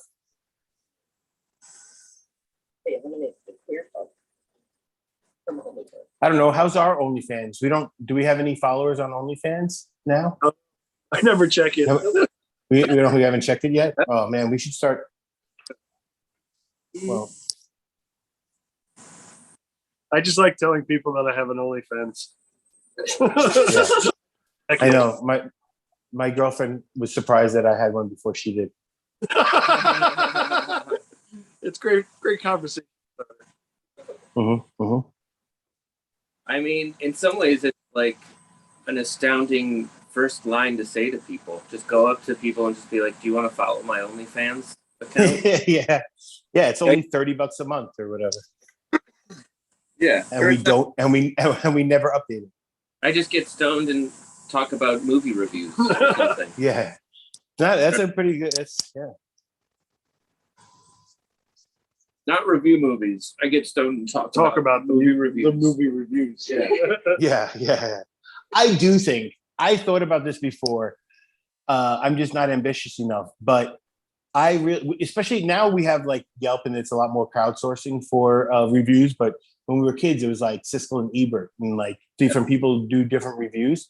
And right. I thought that they should have a reviewer of the review, like a reviewer of the reviewer. So that you could be like, all right, this guy likes this type of movie. So don't even, his opinion won't matter to you as much. Does that make sense? Yeah. I'd like to critique the critiquer. No, that would be good. I wouldn't even mind hearing the filmmaker themselves be like, all right, well, they didn't like the movie. Well, here's why I think they're wrong. This is why we think. I'd like that. Yeah, I like that too. A rebuttal. Mm-hmm. Yeah. A rebuttal. Yeah. I think I like it, and that would be cool too, because you give opportunity for directors to like. It only recently do we hear more times where directors are like, the studio didn't let me do what I wanted to do, or this and that. So he could actually say like, that was you could pass the buck or give you some insider information that you didn't know. You know what I just read? It's how there's like multiple versions of Blade Runner. Yeah. People argue of like what version is best, all that other stuff, whatever. Mm-hmm. The only reason that we have a director's cut is because somebody sent that reel to a movie theater by accident. Like the director's cut existed privately, and then when a movie theater was just like, "Hey, we want to re-show Blade Runner," like in the 90s. Yeah. Somebody, when they had to send out stuff on film, somebody accidentally sent the director's cut that wasn't supposed to be shown, and then somebody else. That everyone was like, "Well, we want to see this director's cut." Yeah, they didn't even know. Nobody even knew that there was a thing called director's cut. Interesting. Right. Was that pre Blade Runner? Nobody knew about director cuts? I don't think so. Oh, it's so interesting. Huh. Yeah. I think it's funny. That's cool. Nobody. Yeah, was just, me too. Hey, I want people to see the movie that I made. Nobody was like, yeah. Yeah. I thought that's the whole thing about directors. Yeah. An accident. That's all. I like. I like the one director who's like, I only make director cuts. But I mean, I think I'm fascinated by this whole accident thing, because it's also like, it's possible that when JFK said his famous speech, like, we will set a man on the moon in the next decade or something like that. It's possible he said it because maybe he accidentally like mentioned the moon in passing and somebody misheard them, and it was just like, what are you going to talk about the moon during like, maybe it all happened because somebody, like, I guess people would be excited if we went to the moon. All right, let's try it. Or I don't know. Yeah. I guess. And that's why we have an OnlyFans. Right. Exactly. Because people can go to the moon. Yeah. Only because we're not running out of show time, but usually guest time. Do we have any other guests, or they didn't? Did we hear anything about? So we have Keyana, the artist, who I think is coming in like 3 minutes. Okay. I think spoken word stuff. Ooh. Okay. Interesting. I'm thinking about on my end of it. Lately, I've been. I think I'm going to try to find a way to get out of Bangkok. I know I have to go to immigration in like 2 weeks. Like, you got to check in, and then I'm going to see if I can get out to one of the other smaller places, because I'm just bored. Like, I want to go see green. Like, what do you mean smaller? Well, Thailand. The next biggest city is Chiang Mai, which is the northern city. And then right above that, which is only like, I'd like to go up to Pai, either Pai or one of the islands. So like, because there's no like real city, it's just kind of gets suburbia. Chiang Mai is considered a city, but it's not like they have big buildings or anything. It's just more of a population there, But and I really like it up there. So I'm either thinking there or like Pai, because there's just both areas. If I go to an island or I go to Pai, I can get more weed easy and mushrooms and stuff like that. So that'll be better healthy for me. And also just be in nature, I was thinking, because I'm just in a stupid city right now. And it's so weird because you're like, oh, I'm in Thailand during COVID, but it's like, I'm just sitting in a room right now. Yeah. Wow. Like, I figure maybe if I can go to a beach, then I'd feel like, oh man, like this is something different. How do you think that'll work? You think you'll be able to do that? I want to see if hopefully, even if it's not illegal, I want to see if they'll smuggle me. Like, I'd like to make it more of an adventure than necessary, That's what I'd like to do. So if we could do that, make it like a Kirk Douglas or, like The Game. I'll just pretend like I'm getting smuggled out of the city. I'll put a blanket over me and hide in the back seat, something like that. You know? Yeah, make it fun. Yeah. Yourself a mission. I do think like movement between districts are might be restricted. So that's why I say I think I gotta find, like, I can't just like take a bus. I think I gotta find somebody who lives up there who could drop, who's allowed to go back and forth. I think that's I'm putting it out there this week. I'll talk to my Find airsoft. somebody to Get you a Good, boss, okay. a boss gig. Thank you. Nice. I think Keyana, the artist, has joined us. How you doing? Hey, how are you? Hey, how are you? Thanks for Doing joining us. great.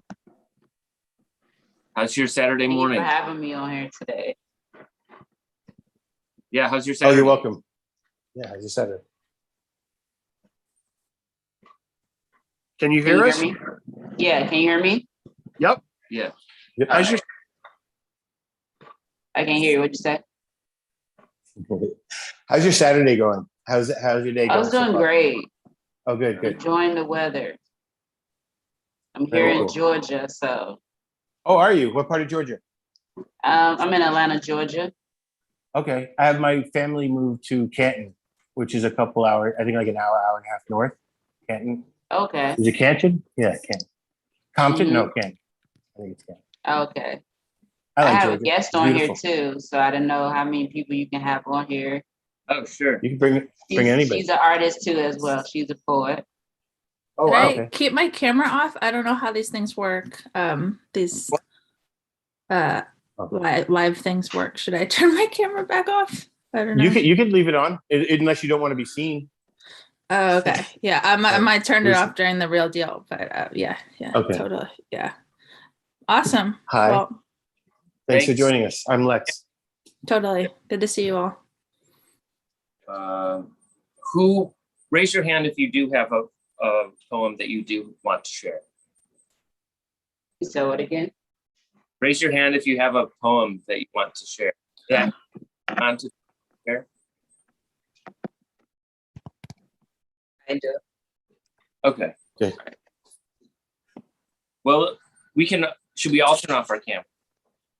Yeah. All right, we'll do She that. turned her camera off. All right. Well, ladies and gentlemen, give it up for artists.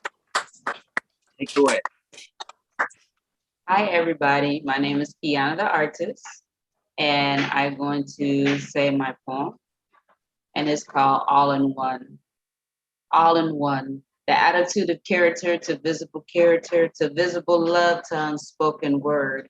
I'm the artist. I'm the artist. You believe in God, believe also in me. I'm a woman. I'm a woman. I'm a woman with faith with God. What matters to me, what falls in place. To never to justify what you can become. Every day is a new day. Every day is a bright and sunny day. I tend to be with my friends to become even more. My deepest fear is to believe in yourself. To judge me because I am Black. In this moment of speech, now walk in my shoes. Now walk in my shoes. Now walk in my shoes. My naysayers can't say what to say about you because I am somebody. Because I am somebody. To the natural hair, to the natural eyes, look at me. I'm natural. The sexy term is you. Is this mic on? Can I have your attention, please? Words and words and words, reality. Why I am here? Because I'm the next generation. Thank you. Thank you. Yeah, awesome. I usually have nothing to say except thank you with stuff like that. Yes. Did you want me to do another one? Please. Yeah. All right. This one is to the world. And remember, you have a voice. No matter what's going on, you have a voice. Hearing a voice. Everybody has a voice of crying to a voice of shout. Everybody has a voice. To a mother crying in tears, to a father loud noise. Everybody has a voice. To a young adult get in trouble, to a young adult get in trouble with the law. Everybody has a voice. To a college students, college for loans. Everybody has a voice. To the preacher, to preach people to justify. Everybody has a voice. To the White House, to the Congress, to the military, to the dying world. Everybody has a voice. To a teacher, to a student, to a school, everybody has a voice. To a singer, to a rapper, to a poet, everybody has a voice. To, hey, I'm not getting paid enough, to unemployed, to relocated, everybody has a voice. To gangs in the streets against protests, everybody has a voice. To the pretty long white dress saying I do, to the newborn baby coming into the world, everybody has a voice. To get a new trade, to own your own business, everybody has a voice. To be the next top model, to lawyer in the courtroom, everybody has a voice. So let your voice be heard because everybody has a voice. Awesome. Again, very cool. Yeah. Oh, okay. There you go. Very nice. Thank you. How do you and is it Sophie's here with us? How do you together? Sophia? Oh, I met Sophia on a virtual open mic. And she was a guest on my podcast. It's on Podbean live. I'm doing a thing called The Journey Artists Around the World. And the journey, every artist that I meet, they're telling their story. They're telling their self of how these struggles overcome. She was a guest on my show, which she has suffered through bipolar. And she writes her poetry. She's an author and different things like that. And I am an author as well. And I have different platforms that I'm using right now, from YouTube to podcast live to, the virtual world. So yeah. Awesome. Well, thank you for sharing. Thank you. So, thank you for coming, letting me be on y'all show today. Yeah, it's a pleasure. Sophia, would you like to share anything as well? Oh, I think that would be cool. Let's see. I think I have one near me. It's my morning time, so I'm a little bit like scattered, but I do have a new poem to debut, not in my book. Awesome. My book, I don't know if you can see it, this background, but Farewell, Claydove. And this is a new, short poem to debut. It's titled, forthcoming in the Raw Art Review, titled Birdie Hop. Birdie hop was my first sentence, and at age 26, I still yearn to fly. I stretch to my fullest wingspan, visualizing while the wind ruffles my black t-shirt like little feathers. My eyes are closed, so I see black. Wearing black and seeing black, suddenly I embody a crow. I cannot go any faster while trying to escape this. I move my wings, but my feet are stuck to the pavement. An endeavor futile, a naive wish, a wish to fly, but that cannot stop me from crying. If I could flap my wings, they'd buckle under the weight of sorrow, buckle under the weight of the world and the weight of the past.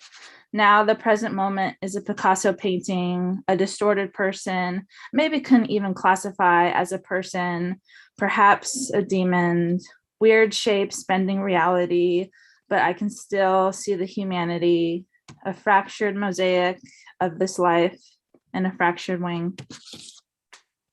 Thank you. Thank you. Thank you so much. Thank you. Very good.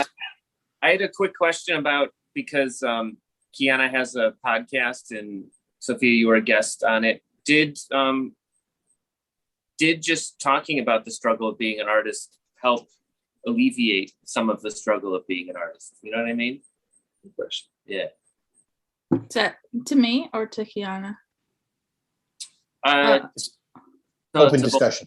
Oh, yeah. Discussion. Yeah, totally. I really felt honored to be on Keyana's Artist. She's an inspiration to me. And yeah, it felt good to talk about. I'm a mental health advocate, and it felt good to share my work. And my hope by sharing my experience in the struggle is to help make people feel less alone, because unfortunately bipolar is heavily stigmatized, and speaking out, takes some courage, and hopefully people will feel less alone and be like, oh, I see that this person has struggled too, and whatnot. Well, thank you then. I hope so. That's nice. That would be always nice to inspire.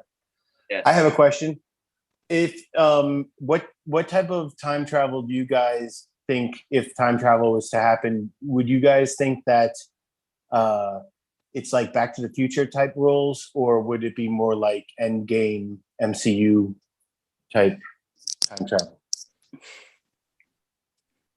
That's an open discussion. It's to either one of you guys. Okay. Yeah. To me, it probably would be more, I don't know, because I know right now it's more virtual. So I guess the virtual world now, that's what I'm seeing now more, you know, even though you're in person, but it's like more virtual, a little bit here and there for artists. Yeah. Oh, that might be. How about that, Shawn? We never thought about that. Where it's like there was a movie once where they could like they were talking to each other through the radio. Remember, there was like a father talking to his son through a radio. Sounds familiar. Maybe that would be more a way to communicate. At least communicate. It might not be time travel, but communicate with time. Oh, right. Interesting. All right. It's a new thought. We got you guys on so late, so I apologize for the rush time. But if there's anything like Keyana, if you want to share where we could hear your podcast more, and so well, first let's ask Sophie. Sophie, do you have anything else that you like? You have your book where they could find your book of work that you have.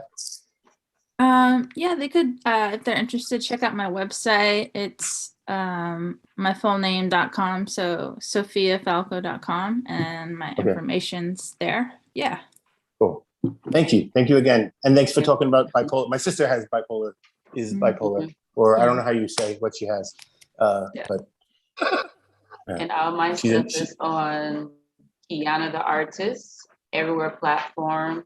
Hobby is the Journey Artists Around the World podcast, and then I have like some more people coming onto my platform actually this Thursday coming up. And also I'm doing another feature artist end of this month. It's all on eventbrite.com with Keyana the Artist. I'm also an author. You can find all my books on Amazon under Keyana the Artist. I have like 6 books out there, so like 6 of them. And you can also, all my work is through Keyana the Artist, KEYANA-THEARTIST. So everything is Keyana the Artist. Beautiful. Thank you very much for joining us. I'm always inspired to hear different crafts of art, and I always also sometimes get intimidated by the because I feel like I don't know, spoken word is powerful.